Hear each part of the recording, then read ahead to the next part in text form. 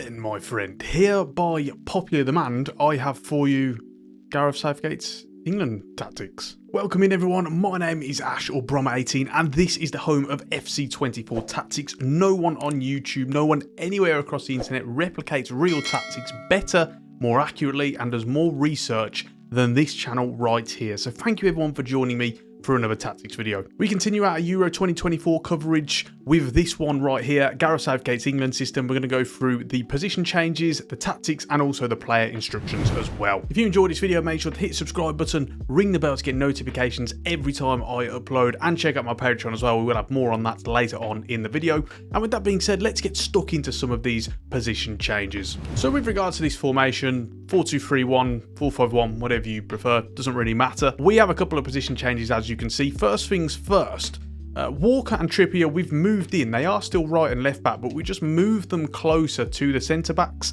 Really condenses them when you are in possession, particularly with someone like Kyle Walker. Now, they will still get forward and contribute to attacks, which we'll speak about in the player instructions, but you're just going to notice it isn't going to be quite as attacking, risky, and stretched as you would have seen in other systems, particularly in, say, like the Italy system with Spalletti, where DiMarco was really stretched out as a wing-back. Now, Rice and Alexander-Arnold are defensive midfielders here. Then Bellingham, you'll see, we've actually dragged him down so that he's central midfield. What we're looking to do here is we're looking to replicate the fact that he's often, yes, getting forward, getting into the box. He's that out-and-out box-to-box midfielder, but he's also coming deep. He's dropping into the slots where maybe the fullbacks would be, always looking to show for the ball and drive the team forward. And it is best replicated with him as the central midfielder as opposed to more of a cam. It also helps to replicate the formation out of possession. I had a kind of conversation with someone in the Italy video who suggested lots of changes but didn't really take him on board the shape out of possession and said they didn't really think of that. In this case, we are, of course, also making these changes to replicate what the shape looks like out of possession as well as when they have the ball. Saka and Foden, we actually have as left and right midfielders here. This is really to replicate the fact that they're more reserved as opposed to where they are in their club positions and their roles there, and also the fact that they do generally come a little bit deeper for the ball. They don't play as high up. A lot of the time they aren't on the last man, but when they are, we'll replicate that in the player instructions as well. So all in all, your formation screen should look something a little bit like this. Let's talk about the tactical instructions next then, shall we? Starting off with defensive style, it's a counter-pressing system. They'll work hard when they do lose the ball in order to kind of regain it quickly. So we've got press after possession loss. The team width is on 20. It's going to be fairly compact with regards to that shape. And then the depth is on 50. And it's going to be a nice flat mid-block. Contrary to the narrative might be, they don't kind of camp everyone back in a low block, every man behind the ball, but it is a little bit more reserved. They aren't in that ultra high block. They aren't camped in the middle of the opposition's half. They will kind of take a step back, and it kind of plays fairly well with this counter-pressing system as well.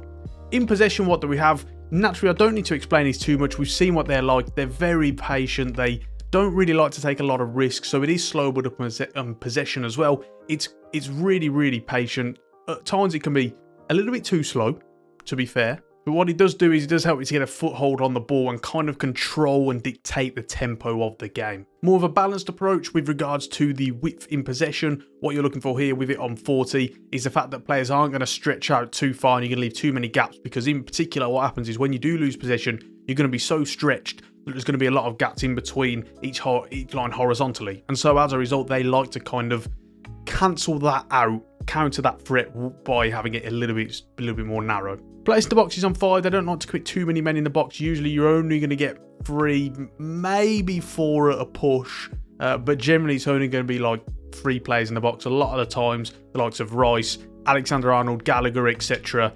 will be hovering around the edge of the box instead. And finally, the corners and free kicks, both of these are on 4. So next up we have the player instructions then. We'll start off with the keeper and work our way through and talk about a couple of the kind of personnel changes as well. But first, before we do that, I quickly want to say, you want to see how these tactic ranks and rates, you want access to exclusive tactics videos such as Maresca's Leicester, Rolls Sheffield Wednesday, we've got Hirora on there, Galatasaray on there, we've got Rangers coming. We have so many systems on there, as well as behind the scenes videos of my football scouting career. I am a fully qualified and real football scout, Discord server access, and a whole lot more. Check out my Patreon. the best way to support the channel. These guys are keeping the channel going. Without them, there would not be a YouTube channel. So please do go and check it out. I think you guys will really enjoy that. And as I say, lots of fantastic perks on there as well. Link is down below in the description. So with regards to those position changes then, starting off with Pickford, he's on comes to crosses and sweeper keeper as well. With regards to the two centre backs, you don't need to make any changes there, so you can leave them as they are.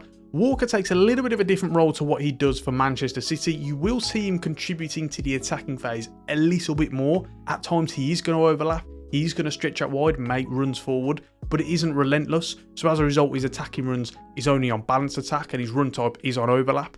Trippier, on the other hand, he is on journey attack and also overlap as well. This will remain the same whether it's Trippier or whether it's Luke Shaw in there as well. The role is generally going to be the same. However, you're going to see Trippier less likely to get to the byline just because you can see how unnatural he is on that left-hand side.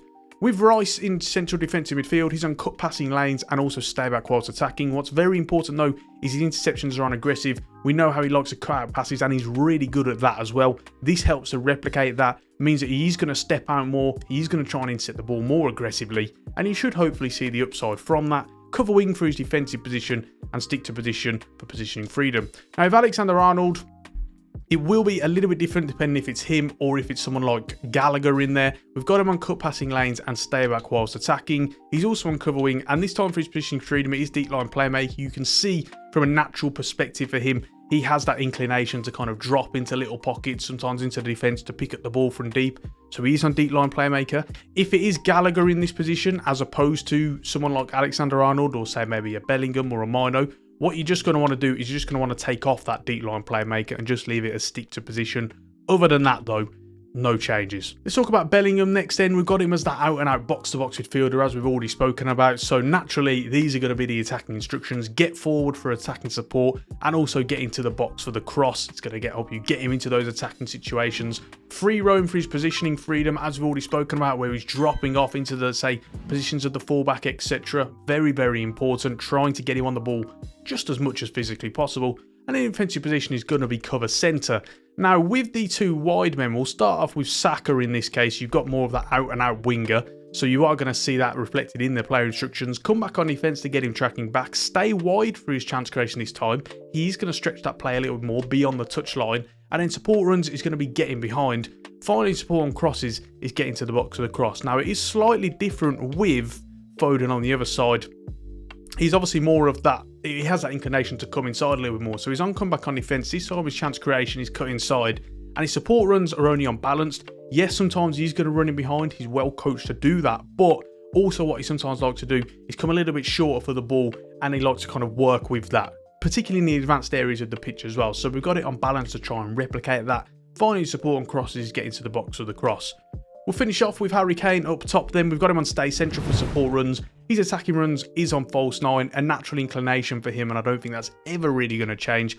Finally, defence support is come back on defence. We know what he's like. He's always tracking back, works extremely hard, and so we are going to replicate that in the player instructions as well. So with that being said, we're ready to finish it there. If you've enjoyed this one, you found it helpful, drop a like, hit the subscribe button, and ring the bell to get notifications every time I upload. And as I said at the start or early on in the video, don't forget to check out my Patreon, because on there you can get access to fantastic perks and rewards, all those exclusive tactics videos. I think you guys will really enjoy it, and as I say, it is the best way to support the channel as well.